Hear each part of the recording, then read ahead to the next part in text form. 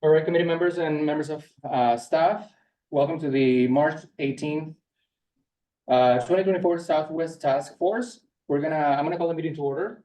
And we're now going to, before we do the election of the chair and the vice chair, perhaps we can do a quick round of introductions since we have new members in the committee. And I will start by introducing myself. My name is Juan de Silva. I'm the supervisor of legislative services here at the city of Brantford, and the Southwest Task Force is one of the committees that I support.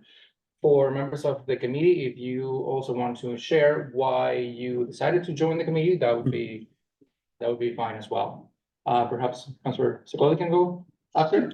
Well, you took my thunder by saying my name. That's all I really had. My name's Sicoli. I'm city councilor in Ward 1. And fun fact, I used to sit on this committee as a citizen way back at its inception. So I've been around for quite some time on this committee. I'm Councillor Michael Sullivan, obviously the other Ward 1. I'm obviously sitting on this committee because it affects our ward directly, and I think it's very responsible for some more councillors. Ken Simons, I'm Corporate Services Administrator for the Brantford Public Library. So I'm the Library Board's appointee, Library Organization's appointee to the committee. Been on the committee for quite a few years as well. Here just to provide main thing, representing the Library Board, but overall providing input into the process and contributing to the committee. Thank you. Perhaps we can go to Councilor Caputo now. Hi, I'm Councilor Caputo for Ward 2, but I have a very strong vested interest in what we're doing in the Southwest because I actually live in the Southwest in West Brant. So I do business in Ward 2, but it's nice to be able to be a part of and see what's happening within our own ward. Thank you, Councilor. And we also have Gregory Wilson. Yep, Greg Wilson. I am a citizen living in West Brant, and I'm here because I'm curious to know and want to be involved in the development of the community center that's being developed, and amongst other things. Thank you, Greg. And we have somebody on the call as well, but it says Brantford panelist. I was wondering if that person can identify themselves. In the middle of the screen, In the middle. that's Dave Zimmer. He is our supervisor of design. Thank you, Dave.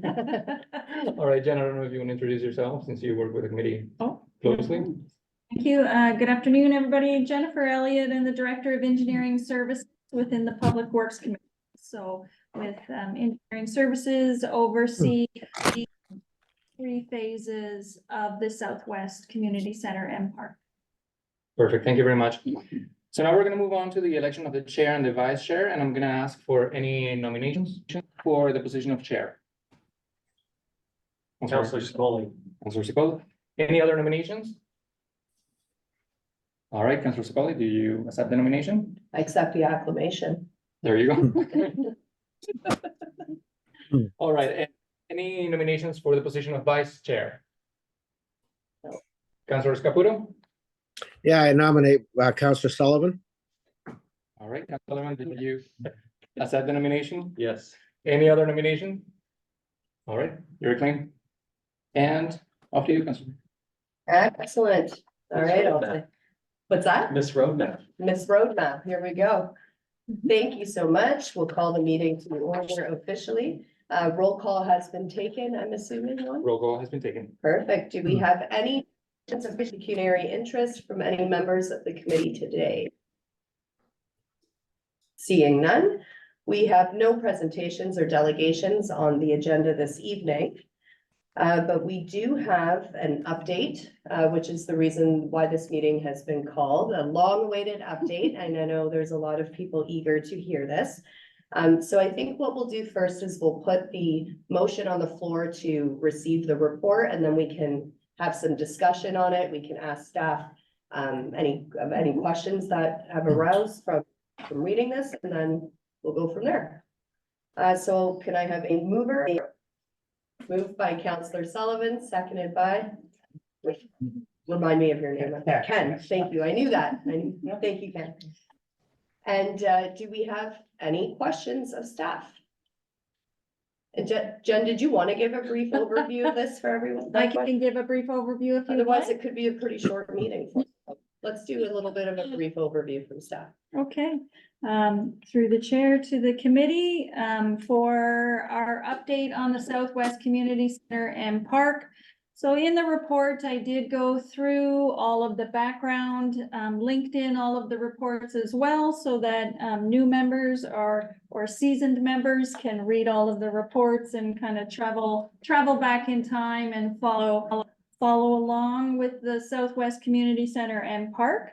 But the update from our last meeting that was held in 2022, during that meeting and the subsequent council meetings, we had defined a path forward with the phase 2 of the park, which is the Southwest Community Center portion of the park. So since that last Southwest Task Force meeting, we have retained our landscape architect, which is LPL, and we have moved forward with phase 2 of the park. So we have moved into the preliminary design, the detailed design. We've included all of the amenities that was included in the 2022 report. We have also, from a phase 1 update, we had paused our archaeological investigations in the phase 1 because of some of the controversy and heightened attention around that site. So we paused so that we could, as a city, define our process of moving forward with archaeological. We have since completed that process. So we have re-engaged the consultant, which was WSP. We've re-engaged WSP. We went back out, we closed up, we finalized all of the stage 3 reports that existed in phase 1 of the park. We have completed all of the stage 3 reporting, submitted it to the ministry. On that path forward, the next steps with phase 1 are to re-engage archaeological consultant to do the stage 4 reporting, which is the preserve and protect of that park. So we will no longer be excavating and fully mitigating that site. We'll be preserving and protecting the archaeological significant areas, and then assessing what can occur in the remaining areas. So how much space do we have with our buffers, and then what can we place into that pocket of space? Phase 2, we've proceeded. We have completed the detailed design. We are just submitted in for site plan control and zoning amendment for phase 2. Once that has been worked through, any comments will be addressed. We will finalize our design and our tender. We will move into tender for construction of phase 2. So that is all of our internal roads, our internal servicing being storm, sanitary, water main, as well as an underground stormwater management facility. It's to really work on the high value real estate of phase 2 of the park. So underground stormwater management pond underneath the cricket pitch, so that we can utilize our square footage that remains in phase 2. We will have our artificial turf soccer field, our cricket pitch. We have a playground area, skate park, pickleball courts, 2 of them fully accessible. So that will be within the city, accessible play area, parking lots. There is a satellite parks maintenance facility. So we will have Parks and Rec staff located in the park there to assist, and also feed out into the southwest area for all the other parks in the southwest area. There is a field house in the play area that will have washrooms, change rooms, concession stand, as well as a field house in the cricket area, which will have washrooms, change rooms, and the like as well. From the phase 3 perspective, we have been a full stakeholder with the Grand Erie District School Board. They are the prime organizer, project manager of that site. It is their project going forward. Us, as well as the library, are full stakeholders in that process. The designs have been finalized. We have come to a Class A estimate. Budgets have been placed into both the city's and the library's budget for the construction. And the entire package has been submitted to the Ministry of Education for their approval of all of the funding for the Grand Dairy District School Board. That was submitted to the Ministry of Education in December of 2023, and Grand Dairy District School Board is just waiting imminently for their approval. Once that is received, it will immediately move to tender, and they are looking to get shovels in the ground by late summer, early fall as well, and then we will proceed into construction for that. Phase 3 is a Grand Dairy District School Board elementary school, as well as a satellite library for the Brantford Library, and a rec center and daycare as well. And those, as from previous reports, the gym facilities within that rec center will be large, tournament size gymnasiums for many racket sports. Yes. Okay, and that is the Phase 3 update, so. Thank you. That was very thorough. Do we have any questions? Counselor Sullivan? Not so much a question, more of a statement, because I know it's gonna come once this goes live. Just for the residents of the city, and especially West Brant, there are 2 baseball diamonds coming to 2 other locations within the ward. So just because they're not at this particular park doesn't mean we've negated them from the plans. Thank you. Yeah. That's definitely something that we discussed at great length. Yes. Through the chair to you, Counselor Sullivan, as well.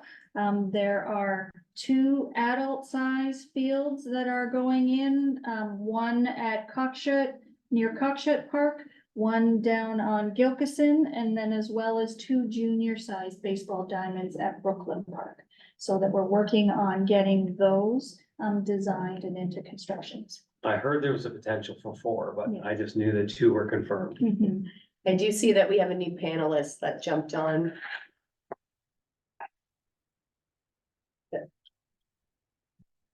You know who that is? Khalid? Samula? Samula? It's a member. Is it Citizen? Yes. Samula? Sorry, I was mute. Yes, hello, hi everyone. I just wanted to say hi, and did you want to take a minute to introduce yourself to the group? Yes, I joined Southwest Task Force as a volunteer last year.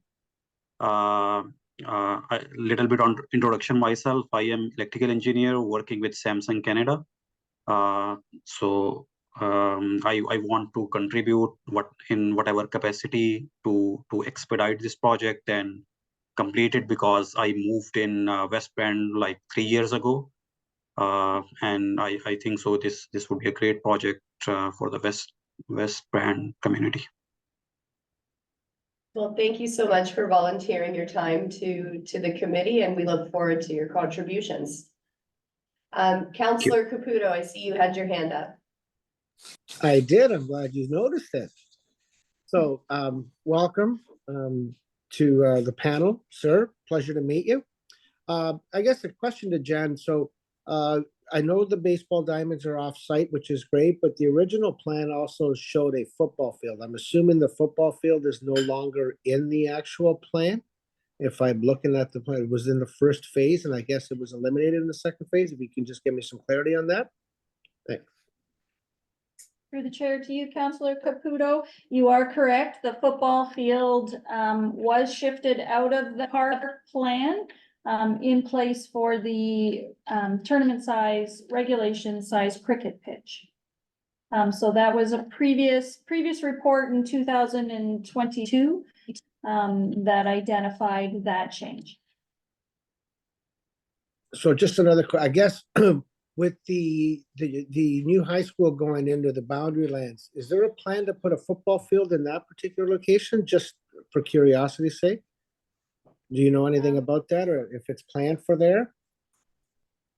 Through the chair to you, Councillor Caputo. I believe plans for that school are within our planning committee, but through development engineering and our planning department.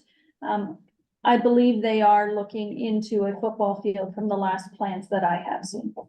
Okay, thank you. And the soccer field is a multi-purpose field, is it not? It could be used for a variety of sports, rugby, soccer, football if Yep. needed. Okay. That is correct, although a football field is larger than a soccer field, so I don't think it would be the same size for an actual game. But it's going to be a turf field that can be used for multiple sports. Answered the question just now. Yeah. Only because I recall having that conversation. We both. Any other questions from the committee? I have a couple. Greg? Yes. I was wondering if there's like some sort of formula that you put into place to determine the 224 parking spots. Just I've been using over COVID and post-COVID the Lions Park quite a bit. And 9 times out of 10 that I'm there, the parking lot is extremely empty.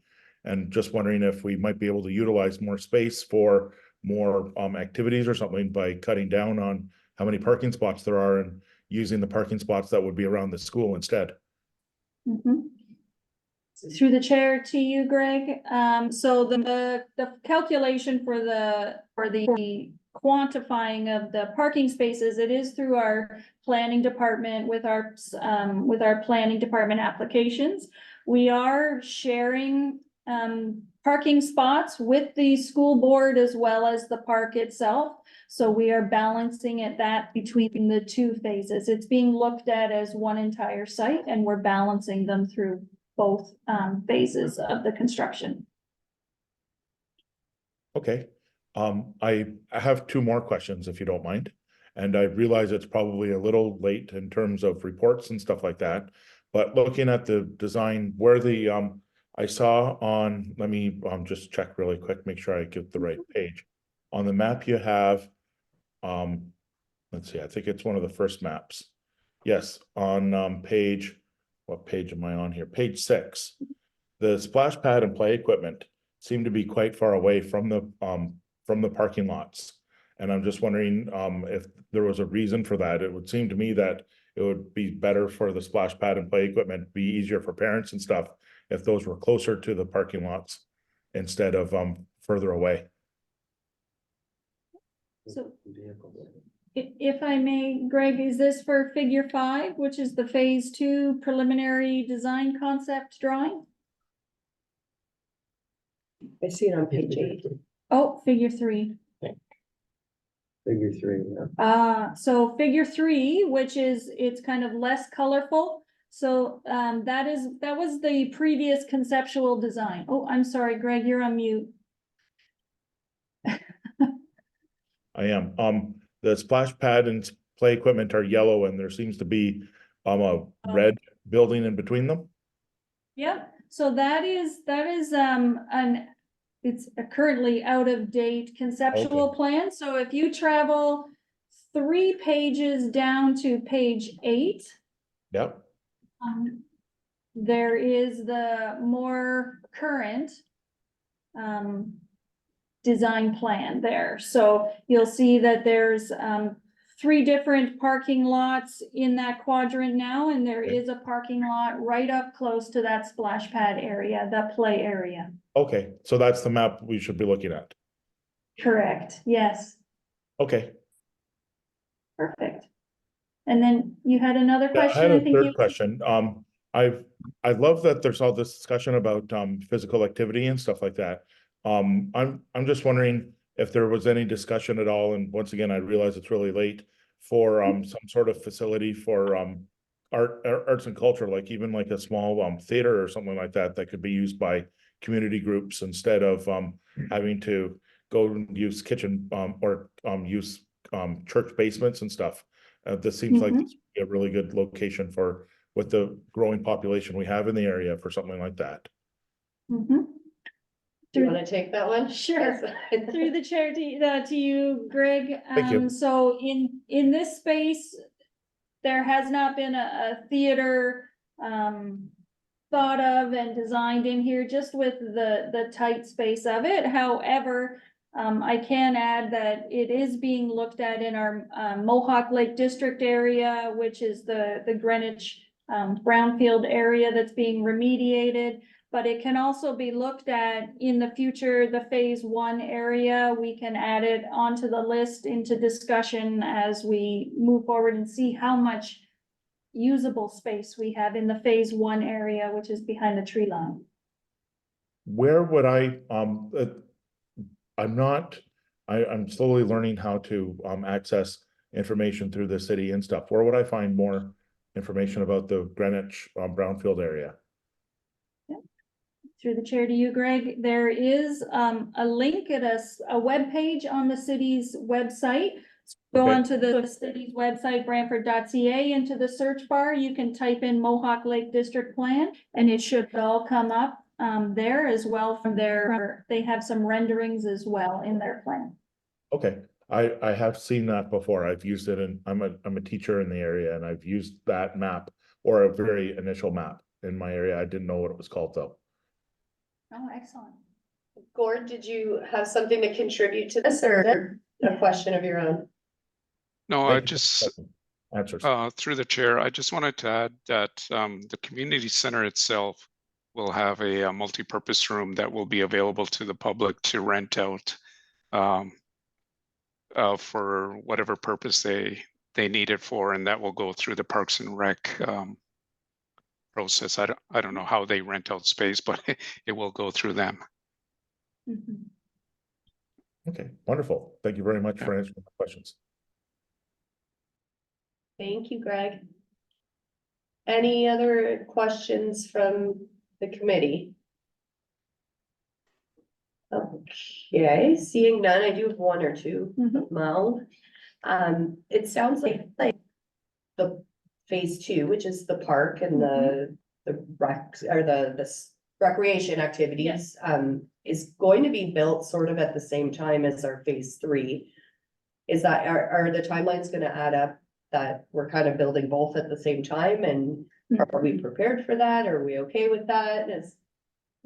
So What do we- through you to you, Councillor Sicoli. So yes, they will, the construction will be occurring at the same time. The large school building rec center does need a lot more time to build that structure, and they are very short area in there for elementary school in the southwest of Brantford. Oh, yes. So they are looking to get shovels in the ground this summer so that they can try to meet their timelines. In order for the school to be built, they require the internal roadways, internal servicing, as well as a stormwater management facility. So we will be building that at that same time so that that school can be up and functioning and be serviced through into the infrastructure.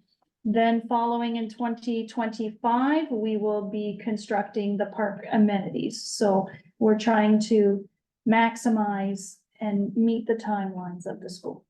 Okay, so we're anticipating the school will be open, because I think their target was to be open for September 2025. For this, Their original target was September 2025 to have bums in chairs. yep, With the delay of the approvals, they have now pushed off, believe into December, January 2026, so that they would be moving in mid-year. okay, and I'm sure the city will do everything we can to assist with getting bums and chairs in schools in West Brant as soon as possible. So you're talking about a potential 4 to 5 month delay. Correct. Okay. All right, that's all I had. Seeing no further questions, we will need to call a vote to accept this report. So we'll call a vote. All in favor, if you could just raise your hand so I could see them on the screen there. Carried. Perfect, thank you. We do have minutes we need to approve. So can I have a mover and a seconder to accept the minutes? I have Councillor Caputo, Councillor Sullivan, Any questions or concerns on the minutes from last meeting? Seeing none, all in favor? Carried. We have no resolutions, no notice of motions, and this meeting is adjourned. So thank you for coming out to our first meeting of the year. I think we didn't even meet last year, I don't think. So it's been quite some time since we've had a meeting. So thank you so much for putting together this update. I know there were a lot of eager individuals who want to get going on this and make a difference. So thank you so much for coming out. And we'll see you soon. Have a great night, folks.